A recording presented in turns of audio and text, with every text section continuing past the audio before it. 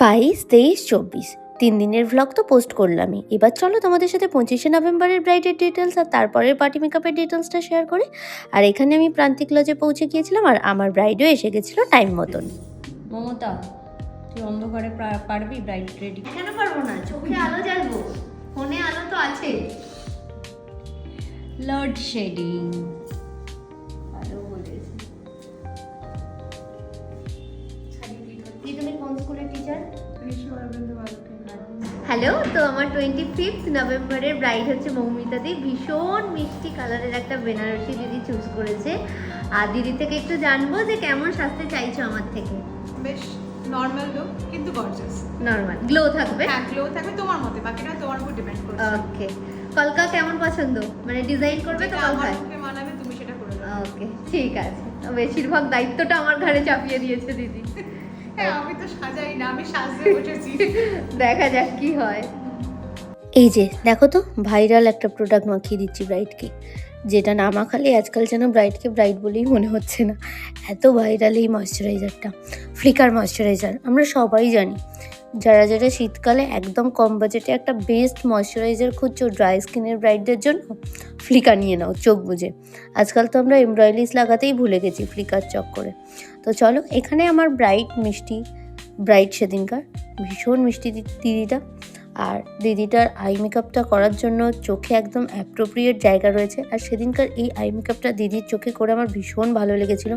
তোমরা জানিও তো আই মেকআপটা কেমন লাগলো। আমার তো ভীষণ ভালো লেগেছিলো, আর আমার ব্রাইড দিদিরও ভীষণ ভালো লেগেছিলো।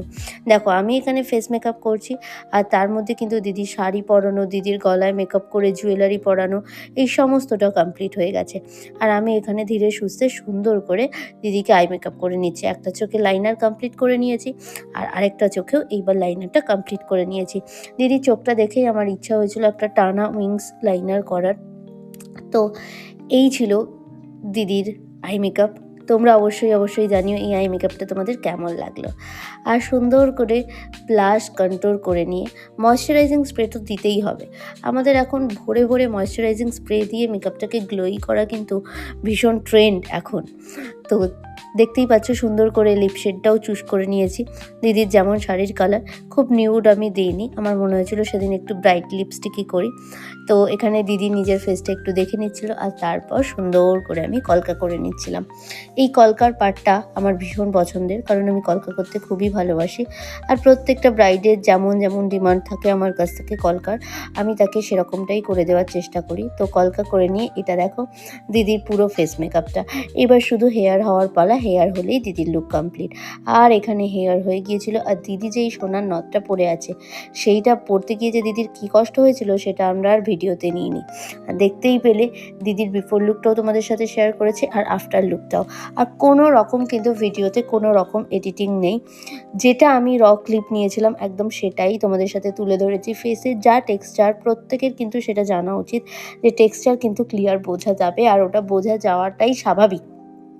তো একদম বিফোর আর আফটার, মানে স্কিন টোন কোনো চেঞ্জ হয়েছে কিনা কতটা, সেটা সবটাই তোমাদের দেখিয়েছি। তো দিদি রিভিউটা এবার শুনে নাও। হ্যালো, তো আমার আজকের ব্রাইড মৌমিতাদিকে আমার সাজানো।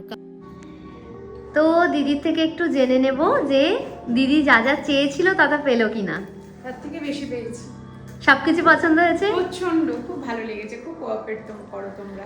আর মানে যেমন লুক ভেবেছিলেন নিজের জন্য যে আমার বিয়ের লুক এরকম হবে, পছন্দ হয়েছে তো? পছন্দ হয়েছে। দিদির রিভিউ তো শোনালাম, তোমরা কিন্তু কমেন্ট করতে ভুলো না তোমাদের কেমন লাগলো। আর দেখো রিং লাইটের আলো ছাড়া ব্রাইডকে কেমন লাগে।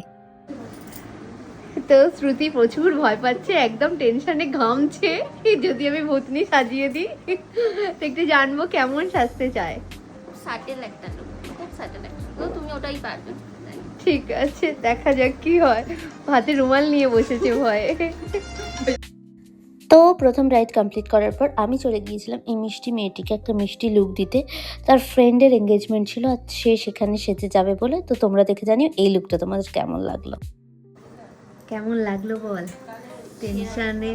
টেনশনে ভয়ে গলা শুকিয়ে সেরা লাগছে, পছন্দ হয়েছে তো? পছন্দ হয়েছে। ওকে, খুশি?